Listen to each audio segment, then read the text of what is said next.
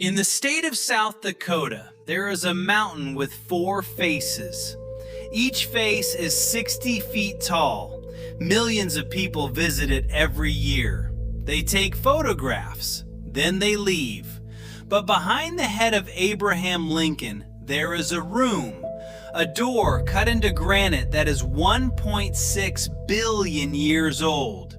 Inside, there are 16 porcelain panels, a safe made of titanium, a slab of granite weighing 1,200 pounds, sealing it shut. No tourist is allowed inside. No tour guide will speak of it. This is why that room exists. This is the man who died before he could close the door. And this is what the visitor information signs do not tell you about the mountain on which the presidents of the United States now sit. A wall that no one could read. In October of 1925, a man named Doane Robinson, the state historian of South Dakota, wrote a letter to a sculptor.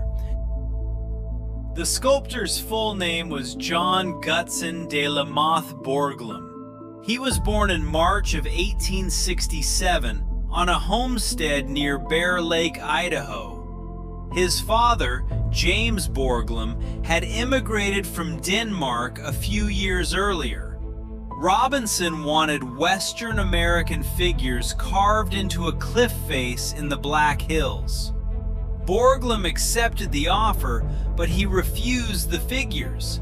He wanted presidents, 4 men from the waist up, hands, chests, coats beside the presidents. A wall 80 feet tall and 120 feet wide. On that wall, he would inscribe the Declaration of Independence, the Constitution of the United States, the major events of the American story. That was the plan. There were 2 problems. The first problem was simple. From the foot of the mountain, no one could read the writing.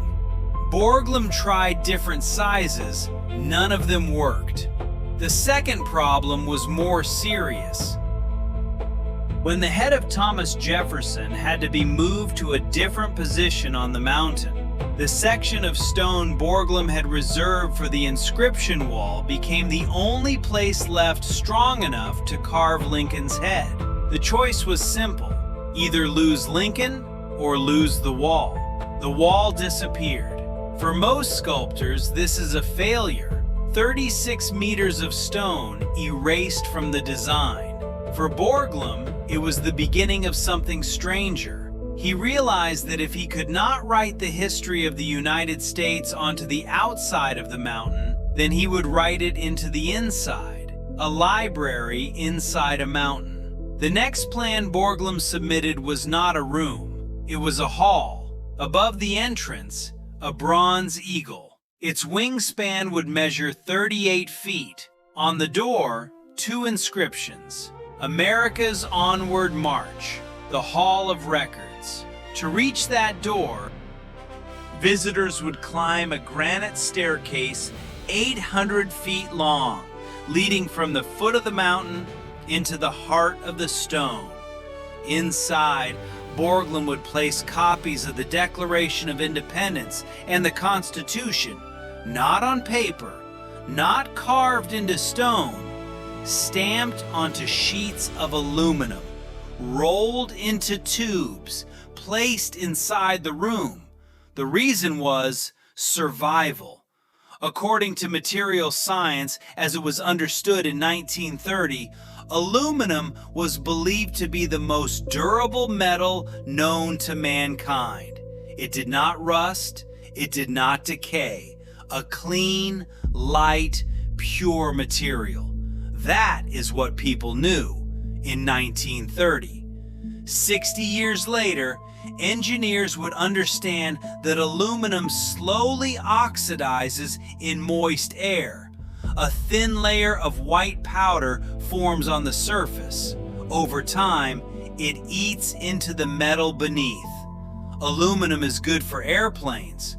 Aluminum is not good for messages sent across 10,000 years. Borglum did not know that.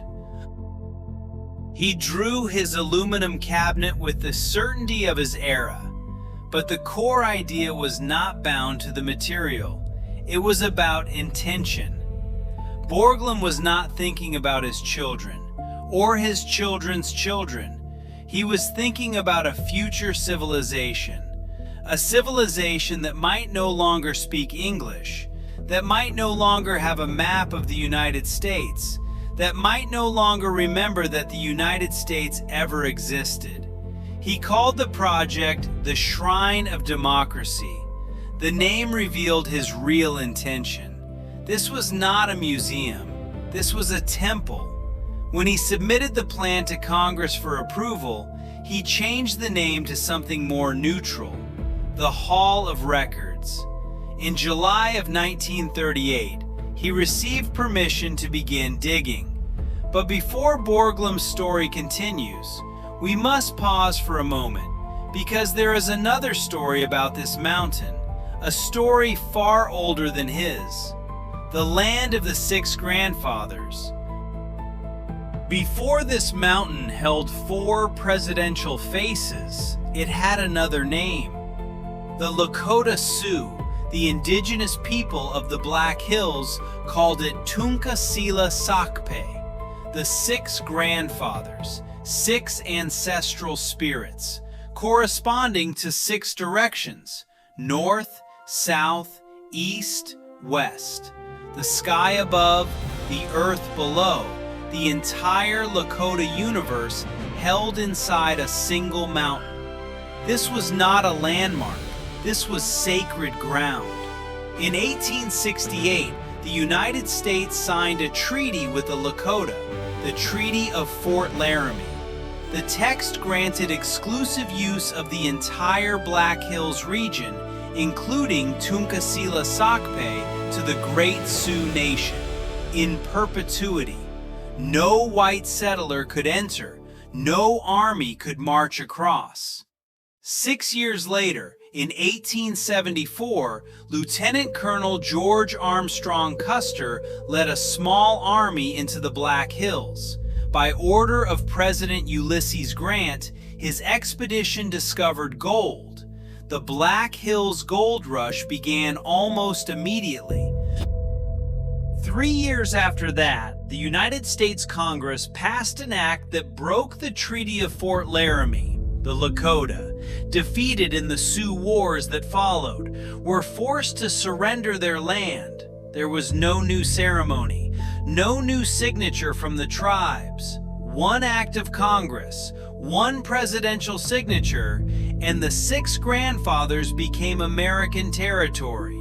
50 years after that act was signed, a sculptor arrived at this mountain with blueprints for 4 men, 400 laborers, and enough dynamite to alter the geology of an entire peak. In 1980, the Supreme Court of the United States ruled in the case of United States versus Sioux Nation of Indians. The court found that the Lakota had never received just compensation for the land, and that the means by which the federal government had taken the Black Hills was a direct violation of the Constitution.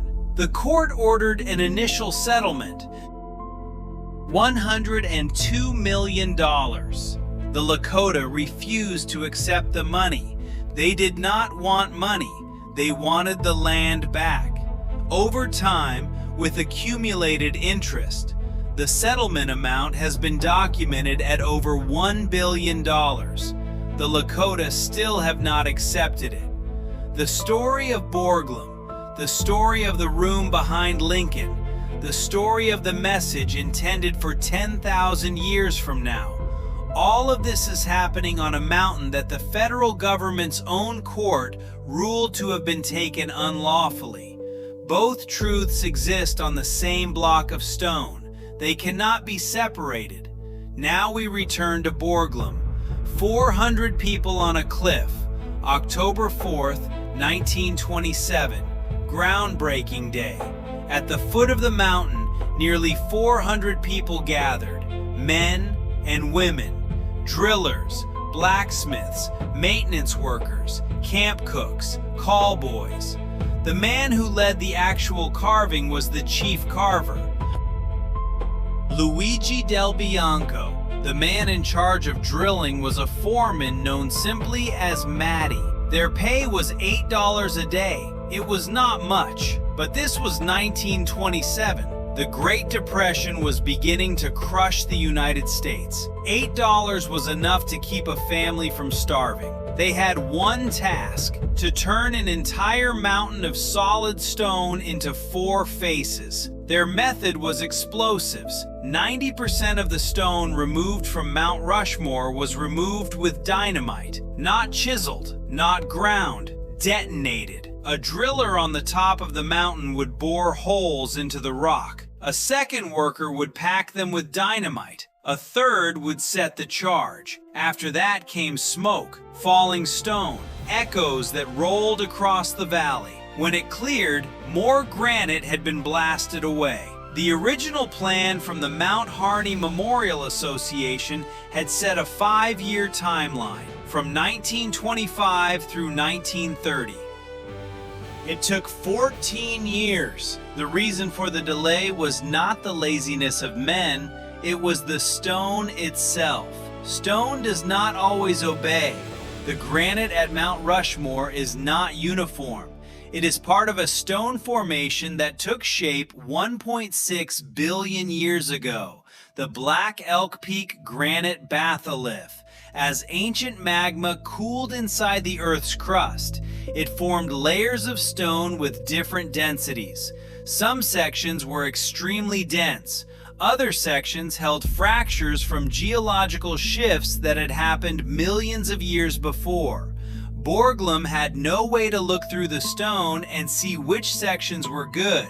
He only learned which were bad after he drilled into them. When the face of Jefferson began to emerge from the mountain, the workers found a problem. The stone where Jefferson's head had been carved was not strong enough. There were fractures if left alone. Jefferson's face would eventually separate from the cliff and fall away. Not in a year, perhaps in a century, but certainly eventually. Borglum made a decision that few sculptors would be willing to make: tear it down, start again. The entire head of Jefferson was relocated to a different position on the mountain. The empty space where the original face had been became open ground, and later that empty space became where the Lincoln head was carved. This was the reason the inscription wall had to disappear. This was the reason the Hall of Records was born, not from a plan, from a reaction to a mistake in stone. Borglum hid this in his reports to Congress, in his private letters. He called it the battle with the mountain, every remaining ambition of his. The hall with its bronze eagle, the 800-foot staircase, the aluminum cabinet for the Constitution, all of them began with a single fracture. In the face of Thomas Jefferson, 10 years after he discovered that fracture, Borglum would be dead, and when he died, the bronze eagle would not yet have been cast. The man who could not close the door. July 1938. Behind Lincoln's head, 400 feet above the public viewing area, Borglum's crew detonated the first charges into the back of the mountain. The goal was a hall, large enough to hold a staircase, a bronze eagle, an aluminum cabinet, and a small world preserved inside. How far they dug, two historical sources do not agree. One source records 70 feet. Another source records 74. The discrepancy does not matter. Both stopped at the same moment, 1 year after they began, in 1939. The United States Department of the Treasury and the Department of the Interior issued a decision. The federal funds allocated to Mount Rushmore must be used to finish the 4 presidential faces first, not to dig tunnels into the mountain, Borglum protested. He wrote letters, he testified before committees. He argued that without the Hall of Records, the project would have no meaning, that 4 faces without a message behind them were just 4 faces. Congress did not listen. Borglum returned to the mountain. He continued working on the president's, his greatest ambition. The room was sealed inside an unfinished cavity.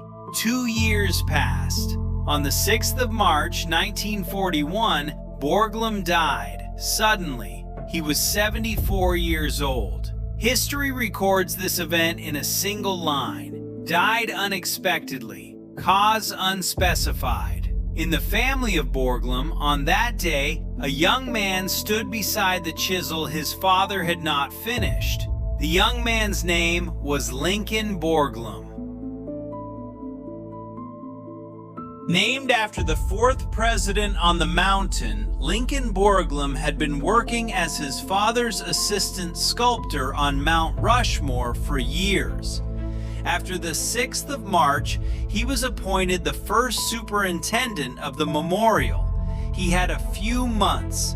That was the time a young man had to finish his father's life work before the money ran out. He did not build the hall. He did not cast the eagle. He did not lay the staircase.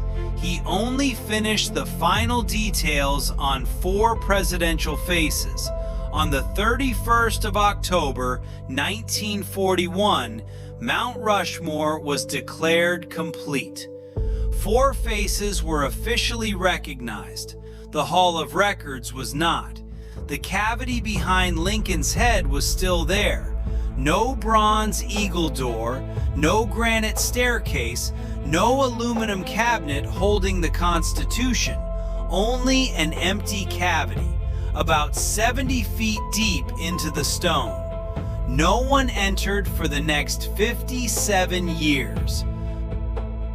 A message completed almost 60 years later, 57 years. For 57 years, nothing happened behind Lincoln's head. The cavity stood there, empty. Granite continued to allow water to seep through small fractures. Mineral streaks formed on the walls. For 57 years. Mount Rushmore appeared in films, on stamps, on coins.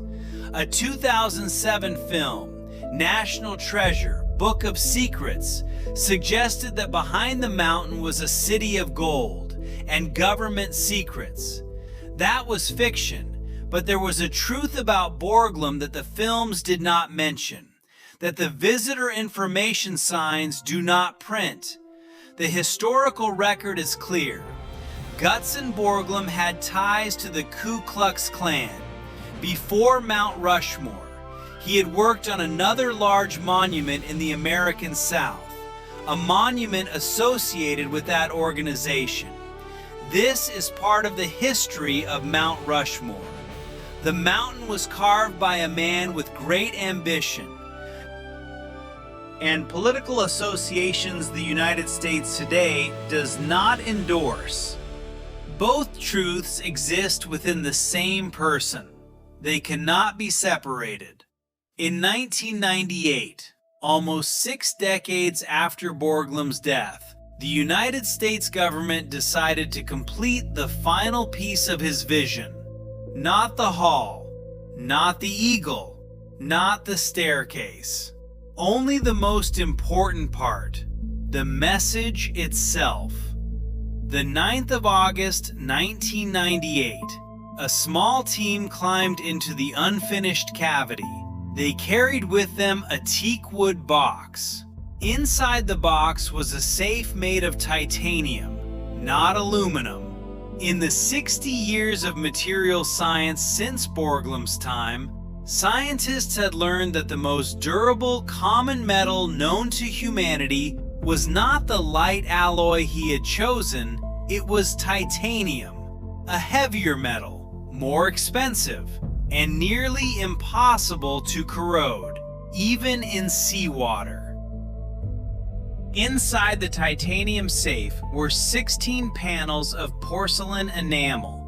The panels recorded the history of the United States, the reasons the 4 presidents had been chosen, the methods by which Mount Rushmore had been carved, a list of the major contributions of the United States to the world. The team set the box into the floor of the cavity. They covered it with a slab of granite, 1,200 pounds.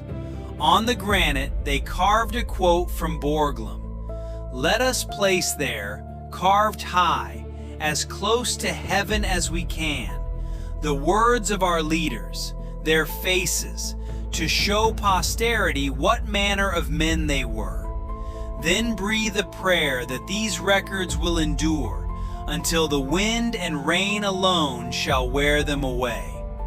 That was a sentence he wrote while he was still alive, placed onto stone, 57 years after his death, when the wind and rain win. The final question is a geological one. These pieces, the 4 faces, the cavity, the titanium box, and, behind them all, the 6 grandfathers of the Lakota. How long will they remain? The granite of Mount Rushmore is eroded at a measurable rate. United States geologists have recorded it, 1 inch per 10,000 years. Each presidential nose is approximately 240 inches long. By that calculation, for the wind and the rain to wear away 1 nose, the Earth would need 2.4 million years, longer than the entire history of the human species, longer than the first members of the genus Homo to walk upright on the planet. The cavity behind Lincoln's head, drilled deep into the rock, sealed beneath more than 70 feet of granite that is 1.6 billion years old, will last even longer. When the 4 presidential faces have faded into shadows, the titanium box will still be there. Perhaps no one will ever find it. The granite has no door allowing entry.